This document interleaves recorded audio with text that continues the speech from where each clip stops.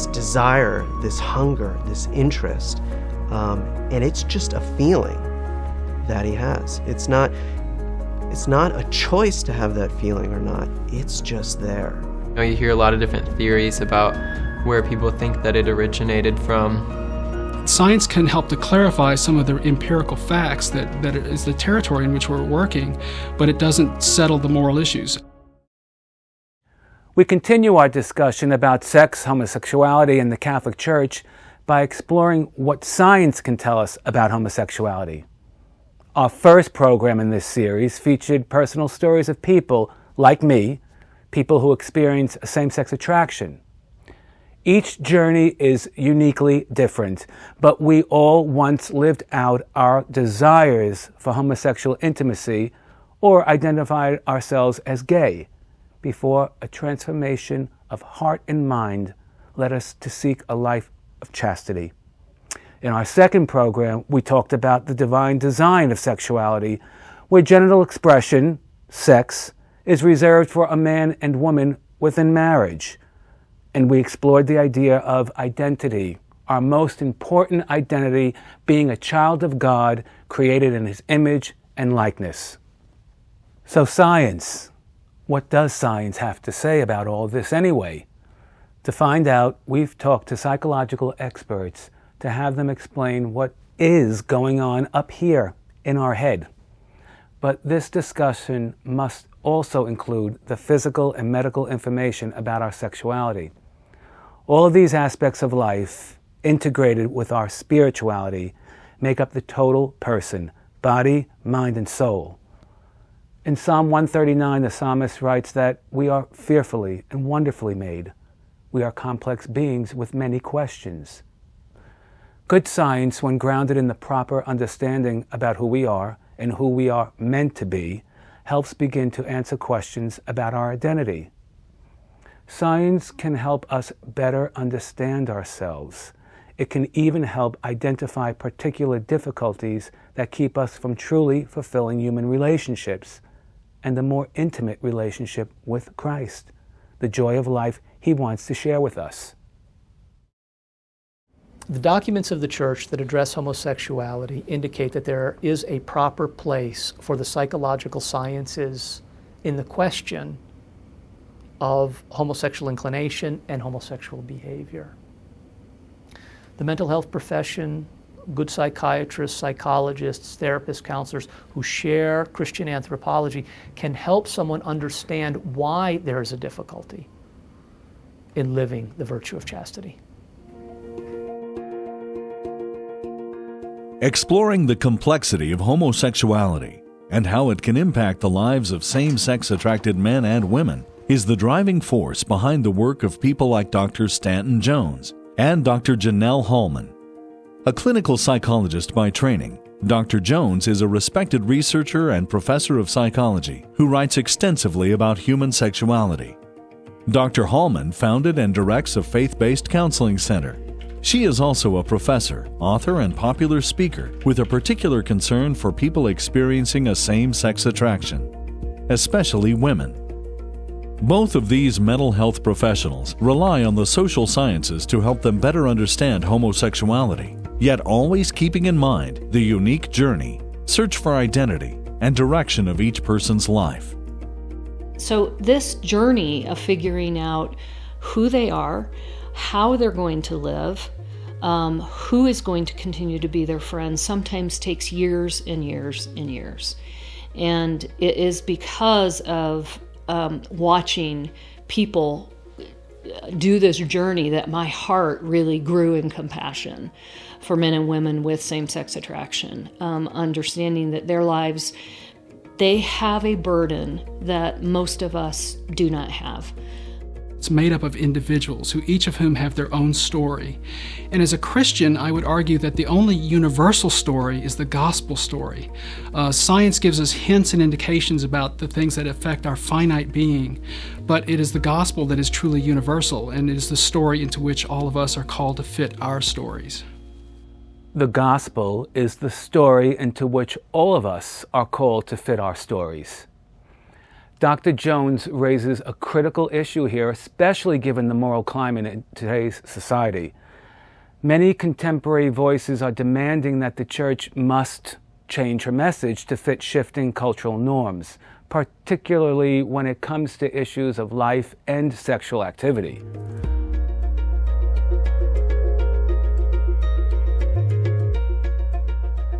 Often, those with same-sex attraction will simply say, "Look, I was born this way," making it a foregone conclusion that they have to act on these desires. But are we born this way? When I hear someone say, "I've always been this way," or "I was born that way," I think there's something there that has to be listened to. There's a part of a person's story that you need to hear. What people don't take into account, though, is the fact that the best research about memory and about identity shows that we construct our memories and we construct our identities.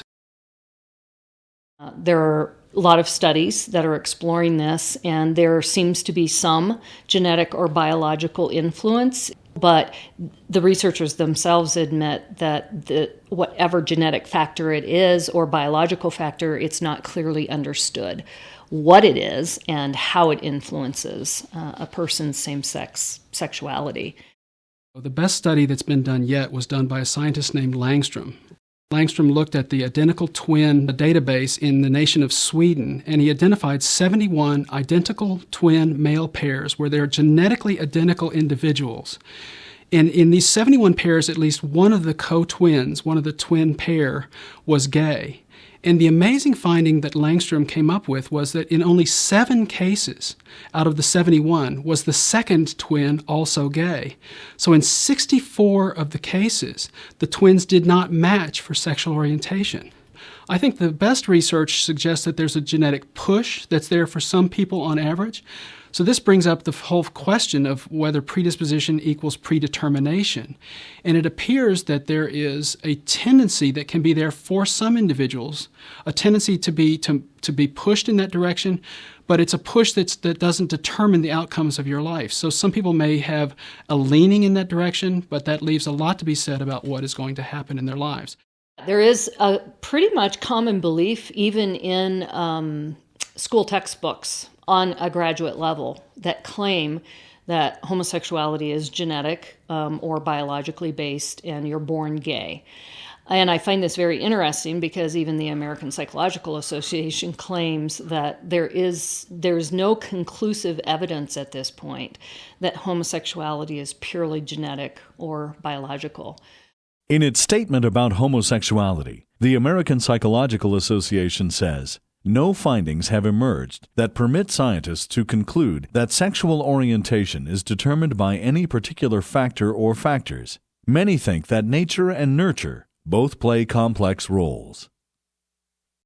What I do know, after working with a lot of people with same-sex attraction, is that this is a very complex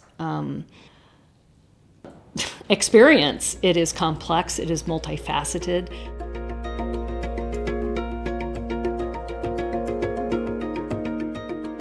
I think probably the biggest thing for me as I've thought about it was a lot of just being different from my peers, growing up. I think it's safe to say that those with same-sex attraction have, at one time or another, asked themselves the question, how did I get this way? The answers are often very elusive.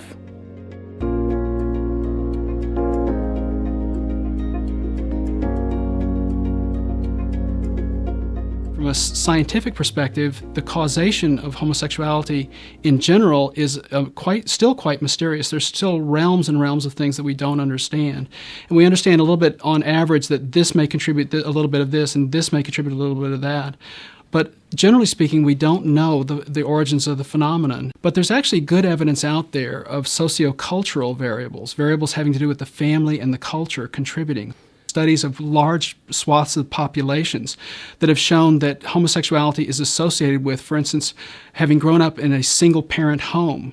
There's also issues of education, of location in urban environments, and those sorts of things. The phenomenon of father absent, particularly, that can be a variable.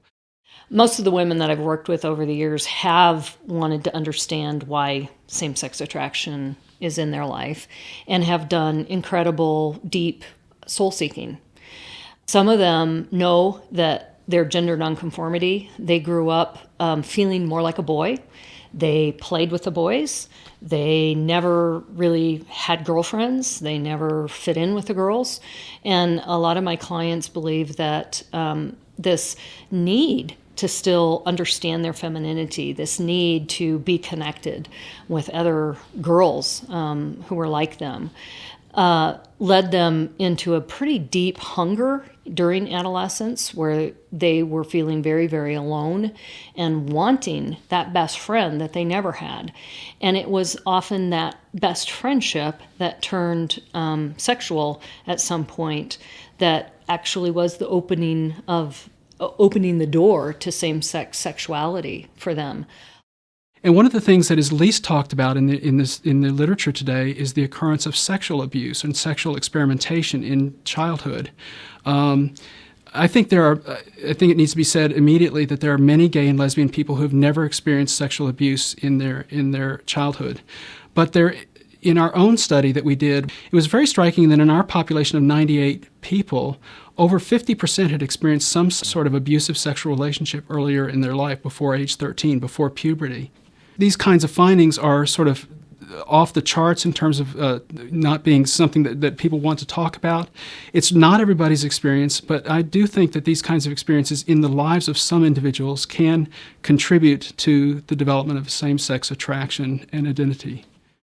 A lot of women report sexual abuse experiences where they know that in that moment they slammed the door forever to ever open their heart again to a man, to ever trust a man, which essentially just kind of closed off thinking about intimacy with a man. And they felt much safer with females. They weren't afraid of being exploited by a woman. They came to believe that all men want is sex, and that was not what all they wanted. They wanted emotional connection. And so they just found themselves feeling much more open, much more safe, and much more attracted to other females. More than twice as many homosexual women report childhood sexual abuse than heterosexual women. So again, its correlation or those kind of prevalent studies can't determine whether it's causal, but there's something that we need to consider, that there's something going on in the experience.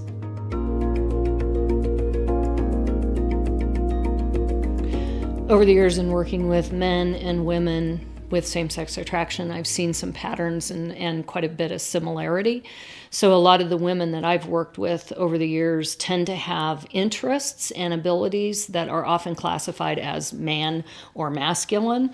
And a lot of the men that I've worked with are also gender nonconforming in that they've tended to be drawn to art, to beauty, to music, to poetry.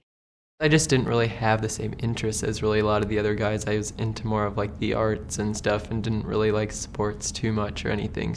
But what I do see in terms of a big difference is that women, in terms of experiencing same-sex attraction, their relationships often emerge out of a best friendship, where they meet a woman, they are kindred souls, they really like each other, and they feel this closeness.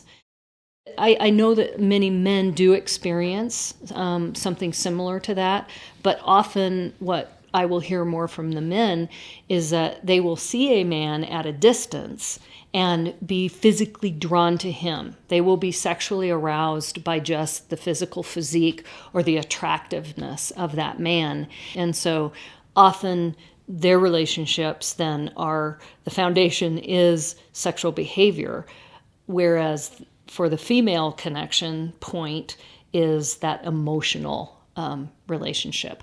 Something that's interesting right now in the literature is the discovery that this younger generation of men and women are experiencing what is being called as sexual fluidity. And what this means is that a young person will call themselves gay or lesbian for a certain amount of time and then experience opposite sex attraction and enter into a relationship with the other sex and experience then other sex behavior, and at that point will label themselves as heterosexual. And then months later are drawn again to somebody of the same sex, and so will actually change their sexual identity label back to lesbian or maybe bisexual. It's very frustrating to me that young people are so encouraged, overly encouraged, to just assume a sexual identity label immediately before they've even completed the process of sexual identity development.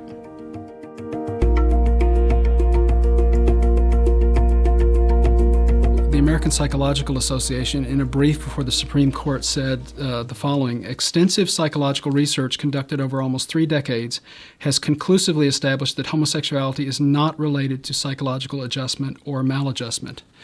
That's a very strong statement. And what's really remarkable about that statement and the statements that the MyAPA and the American Psychological and Psychiatric Associations have been saying for decades is that the empirical evidence consistently points in the opposite direction. What they're saying is just simply not true. And the problem is that this is a true misrepresentation of what the data really says. A much better representation is something that was published in a prominent medical journal, a journal that looked at epidemiology, or the way that that mental health disorders spread themselves over populations, said the following as a conclusion of a massive study of tens of thousands of people: that homosexual orientation is associated with a general elevation of risk for anxiety, mood, and substance use disorders, and for suicidal thoughts and plans. Time and time again, what you see is a documentation of a proclivity, a tendency towards various types of serious mental health concerns on average in aspects of the gay community. The evidence is very clear in terms of suicidality of teens that when a person experiences same-sex attraction, they're 2 or 3 or 4 times more likely to entertain suicidal thoughts. It was actually around that time when I was 15 years old, I tried to commit suicide, and I gave a suicide note to a guy that I was in love with, I put in brackets. So I was very upset, obviously, and in turmoil over it, only because I could only see a life of darkness, you know. Now, how we explain that is a very difficult puzzle. The secular mental health community very much wants to say that the problem is acceptance, and with a lack of acceptance comes stigmatization, and that it's when people are stigmatized by an unaccepting community that they experience these kinds of problems. I think in general, every person who has same-sex attraction goes through some phase of experiencing great shame. But it's for those who have grown up in the church or who are very active in the church who then discover that they have same-sex attraction. I think they have possibly what I would call compounding shame. Many of my clients over the years, the only thing that they ever heard about homosexuality was that it was sin, that it was wrong, that it was detestable in God's eyes. That is all many people, in fact, have ever heard about homosexuality.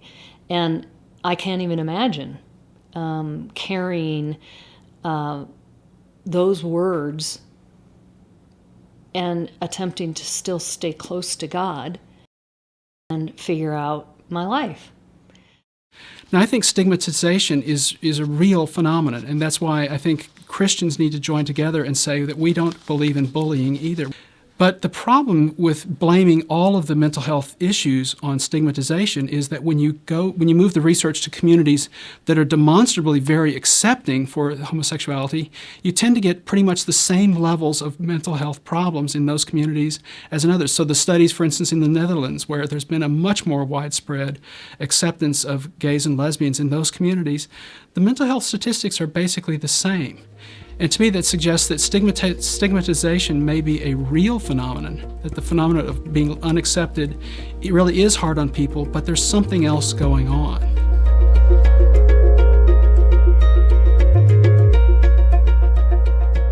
With all of the challenges facing those of us who experience same-sex attraction, many seek out professional support from psychologists and counselors. What kind of help can we expect to get? I think that the mental health professional's primary role is to provide a safe place that youth and men and women with same-sex attraction can simply just come and own their truth, be able to talk to somebody about what they feel, about what they experience, about what they believe about themselves, about what they know about sexuality in general. I think that the mental health community can be of tremendous help to individuals who are struggling with these problems, and that it's very useful pastorally to avail themselves of those resources. Two Catholic mental health professionals, Dr. Timothy Locke, a psychologist, and Dr. Bill Consiglio, have years of experience working with men and women who are seeking help with issues connected to same-sex attraction. Some of their insights may give us a better picture on the value of what mental health professionals can provide. They came to me saying, I have a problem, I have same-sex attraction, and I don't want to act on it. And some of them said, I have same-sex attraction and I don't want to have it. I want to get rid of that. And so I began to meet with the guys and to assess their goals. My goal is to help you resolve this within the framework of your Christian values, your biblical faithfulness, your Catholic faith, and to help you live a chaste life, manage your sexual behavior, and to help you spiritually grow throughout this whole process. They're struggling with so many different things on so many different levels. There's certainly the problem within themselves that they're battling with. You're getting at this thing emotionally. So that certainly helps. But that's not the only thing. You want to start helping the person create some new behavior. They've come in distraught. They've come in acting out. They've come in same-sex relationships. They've come in completely torn apart from their lifestyle and from the internal struggles within. And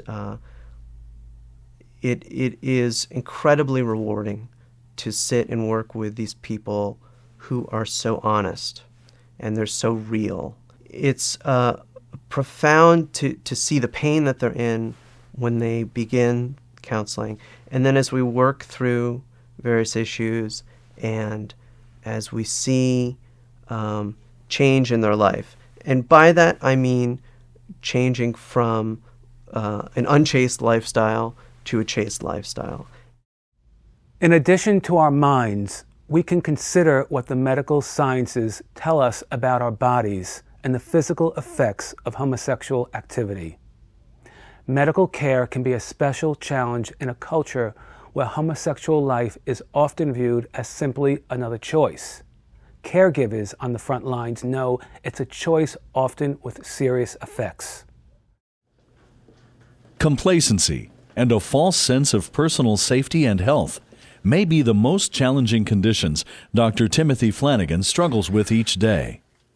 As a recognized expert in infectious diseases like HIV/AIDS, his practice includes a number of men who are actively engaged in homosexual activity, many with multiple partners. What he reads in professional medical journals and sees played out daily in the lives of those he treats in the exam room is a grave concern. You know, unfortunately, we're told, particularly in the media, that casual sex is totally fine. You know, particularly, if it's consensual and it's safe, no problems. Part of this is because we've done so well treating HIV that the death rate from AIDS has fallen dramatically, which is so important and so good. Data from the CDC showed that the number of new infections has gone down by about 30% between 2002 and 2011. Wonderful. We're really, pleased as can be about that. But the greatest decrease has been among heterosexual transmission of HIV. And HIV transmission among men having sex with men, so that's bisexual and gay men, has not gone down, which is of grave concern. It's a big deal. And what that showed is that the greatest increase in new HIV infections are among younger men having sex with men, over 100% increase from 2002 to 2011. And it's because people have thought, oh, this is not a problem. So it's complacency, it's not a problem. The other issue, which has really been tough, is it's not just HIV. We've seen other sexually transmitted diseases explode. So there's a big epidemic of syphilis. And people go, whoa, syphilis? Syphilis has disappeared. That's an old disease from, I don't know, turn of the century or Middle Ages or Victorian era. And that's not the case. So syphilis rates in the United States have more than doubled. 90% of the syphilis now is among men, and 80%, more than 80%, is among men who have sex with men. And syphilis is bad. It can go to the brain, it can go to the heart, it can go throughout the whole body. People can get very ill from it. There are other infections. We've seen human papillomavirus, there's anal carcinoma. These are really big concerns for us, particularly because disease transmission occurs so efficiently when you have lots of sex with lots of partners. We've also seen gonorrhea or GC, including drug-resistant gonorrhea. We've seen chlamydia. So there have been a number of new cases of hepatitis C transmitted sexually between men having sex with men. And so the pain and the trauma there is terrible. And of course the damage can be physical. That could be new HIV infection, and some of this is related to the higher rates, particularly among younger men who have sex with men. It can be STDs, it can be hepatitis, big concern. But it's also the damage to the human heart, and it's the damage psychologically. Psychological and physical damage to the human person. Sexuality is most certainly a complex phenomenon that can bring great joy, but without acknowledging that it only belongs within marriage between a man and a woman, guided by the practice and virtue of chastity, it can bring great hardship and suffering on many levels. There is no simple answer, but the consequences for acting on our desires are serious and even life-altering. Sometimes the truth is hard to face, but Jesus told us that we could know the truth and the truth will set us free. Charity, St. Paul tells us, is preaching the truth in love. In our next program, a look at the impact homosexuality can have on not just ourselves, but also on those we love, our family and friends. Courage is a Roman Catholic apostolate helping men and women experiencing same-sex attractions to achieve peace of mind and heart and authentic relationships with God, themselves, and others.